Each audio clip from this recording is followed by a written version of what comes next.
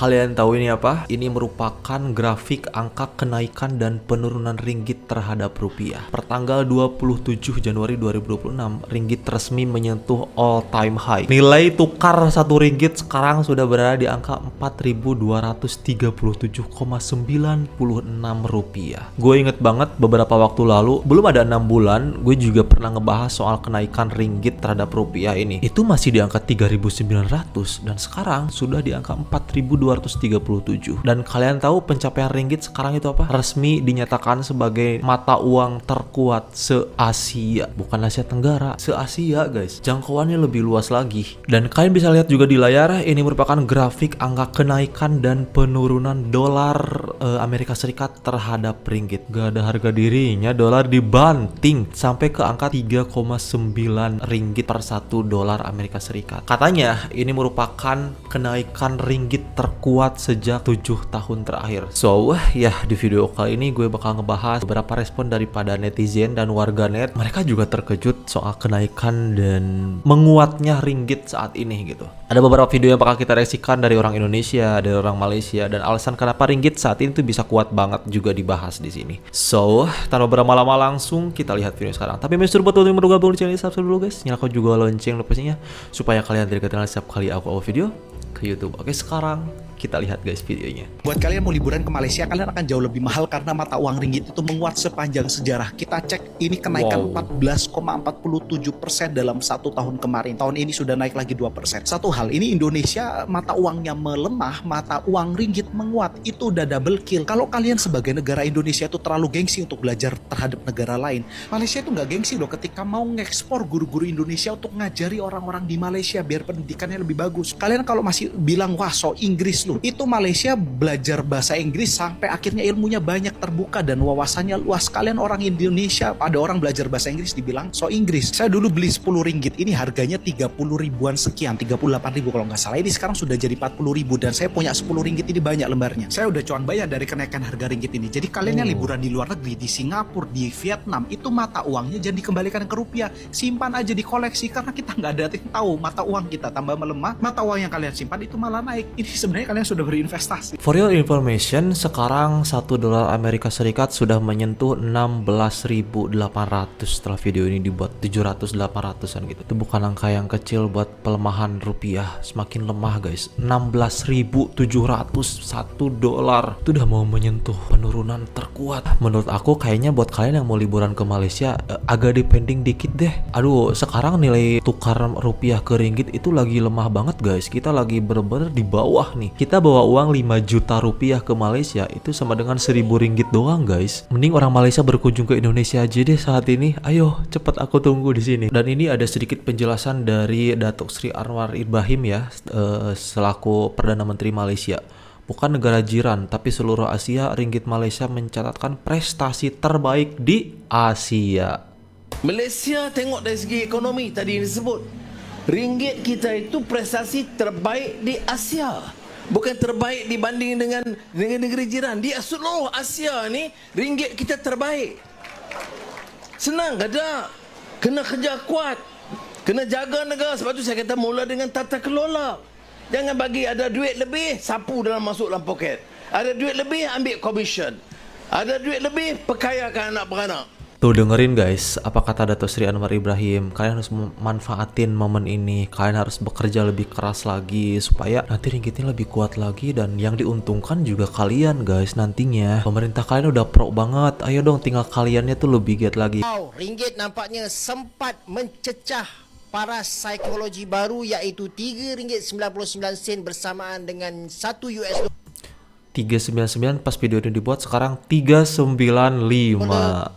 Apabila Bank Negara Malaysia mengekalkan OPR pada 27 Januari ini 2.75% sekaligus menghantar isyarat bahawa ekonomi domestik masih stabil dan inflasi terkawal. Apakah yang bakal berlaku pada tahun 2026? Adakah ringgit boleh terus meningkat?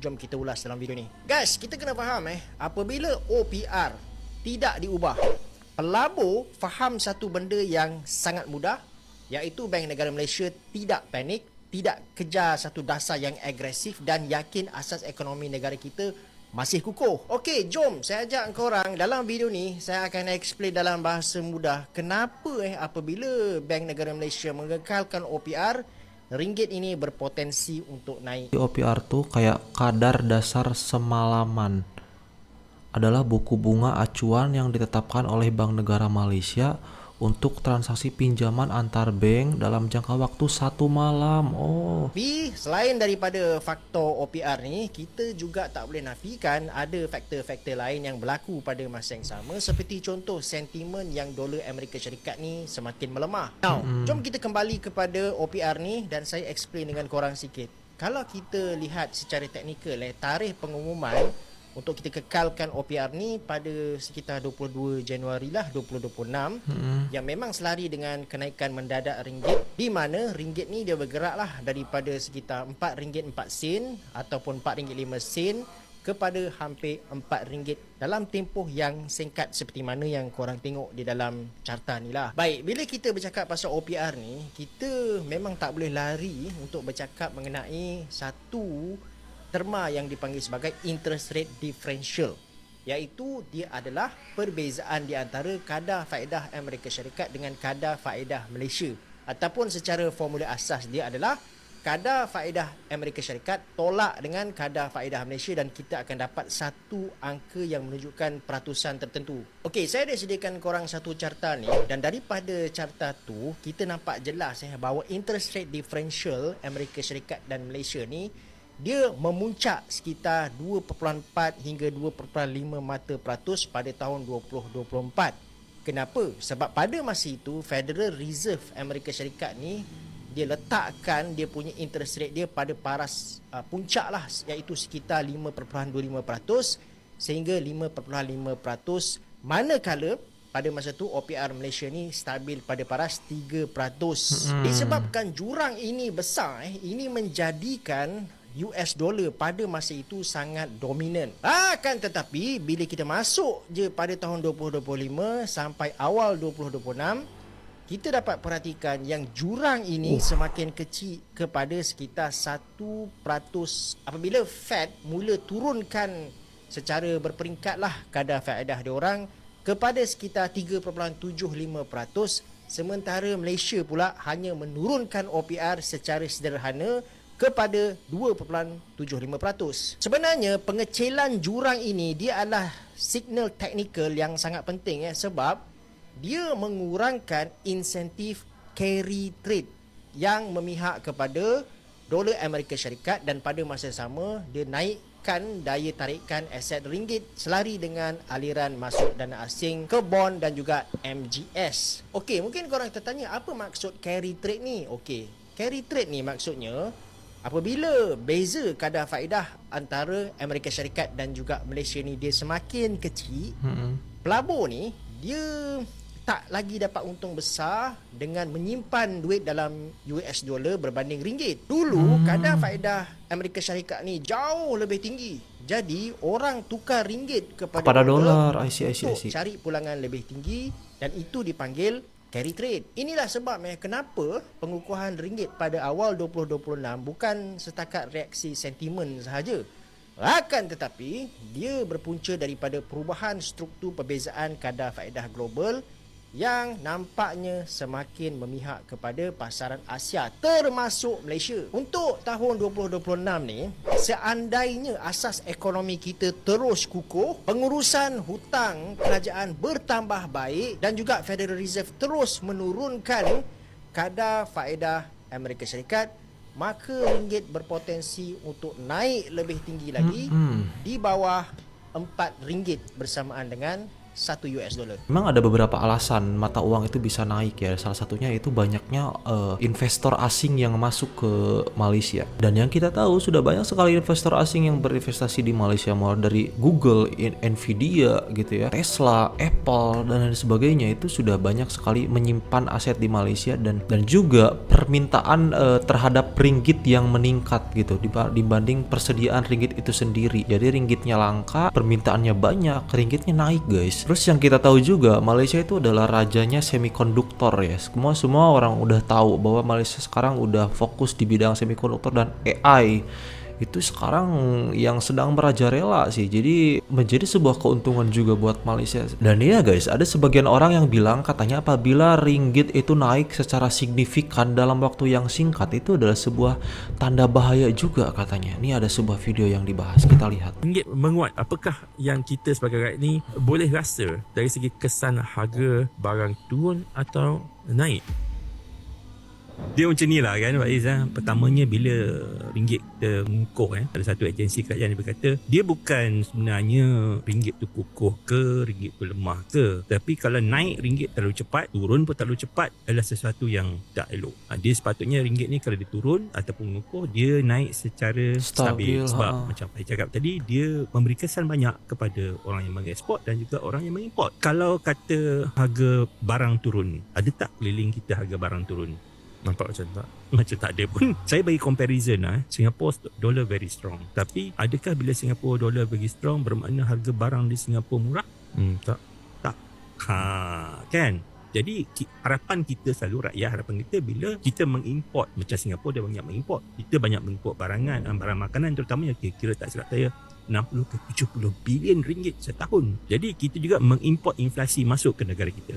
Tapi dengan turunnya nilai mata wang, contohnya rupiah, dulu RM3,000 RM1 sekarang pada RM4,000 RM1. Adakah barangan yang kita import daripada Indonesia itu menjadi murah? Saya tidak. Jadi apa yang berlaku, mungkin dalam rantaian nilai bekalan industri sendiri, kita cerita barang makanan lah, bawang ke, kobis ke yang import dari Indonesia tu, yang absorb keuntungan dulu adalah para pemborong. Keuntungan dia dapat benefit lah. Tapi dia tak pas pun pada kita. Dia hanya menstabilkan harga di pasaran, tapi dia tidak menurunkan harga di pasaran. Jadi gitu ya, dampaknya kenaikan ringgit juga ternyata tidak terlalu signifikan. Dan gue pengen tanya kepada kalian nih, barangan ataupun bahan-bahan pokok nih setelah ringgit sekarang naik dan bagus banget nih, turun nggak? Coba komen. Sekarang ini baru saja keluar berita kata Malaysian ringgit, duit ringgit Malaysia dah jadi currency yang paling kuat dekat Asia. Macam mana boleh terjadinya sebegitu? Itulah ramai nak tahu tu sebab orang excited lah kan. Macam mana boleh naik pula tiba-tiba?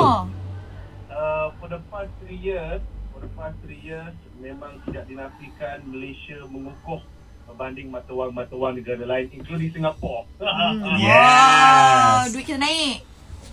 So sekarang ni $1 bersamaan dengan RM4. Betul. Ya. Bestnya itulah masih kita hari tu dah menghampiri RM5, tapi kita berjaya turunkan sampai, maksudnya mata wang kita naik menjadi RM4 untuk dapatkan $1. Sempat. Jadi adakah perkara ini kalau tengok daripada kajian-kajian, ringgit ni akan terus mengukuh ataupun benda ni adalah sekali lalu? Bergantung juga pada rakyat dan juga kerajaan punya campur tangan dalam tuh rakyat guys sekalian. Lah begini. Dan adalah beberapa faktor, kalau saya boleh explain sekejap dekat Era. Boleh. Tolong bagi tahulah. Okey. Faktor paling utama basic kalau buka buku teks sekalipun adalah kita punya imbangan dagangan untuk ekspor dan juga import. Wow. Faham? So kalau saya tengok jumlah ekspor kita 2025, kita punya nilai ekspor lebih tinggi berbanding nilai import. So jadi maksudnya kita tahun lepas total import kita kurang berbanding ekspor. So ini adalah benda yang sangat bagus. Sebab kita nak pastikan jumlah aliran wang masuk. Okey, bila ekspor kita jual ke kita beli? Kita jual. Okey, jual. So bila jual dapat apa? Kita dapat duit. Kita dapat duit. Kalau kita import, kita beli kan kita jual? Kita beli. Kita beli. So duit masuk ke duit keluar? Duit keluar. Orang pandai.